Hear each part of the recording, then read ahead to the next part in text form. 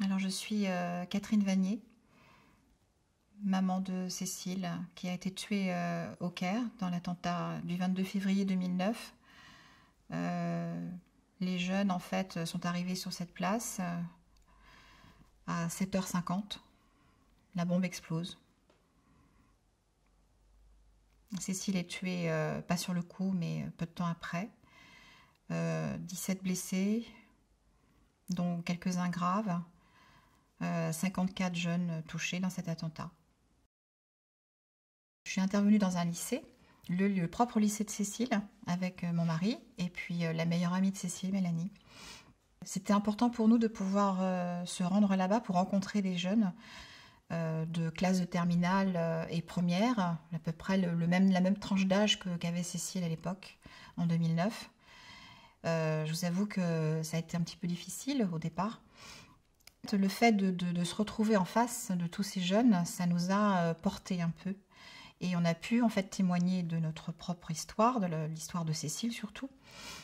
Et l'échange qui s'est passé entre les lycéens et nous, en fait, ça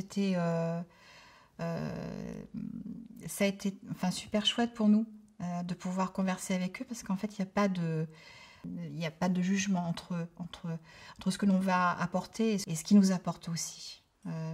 Donc il y a un réel échange.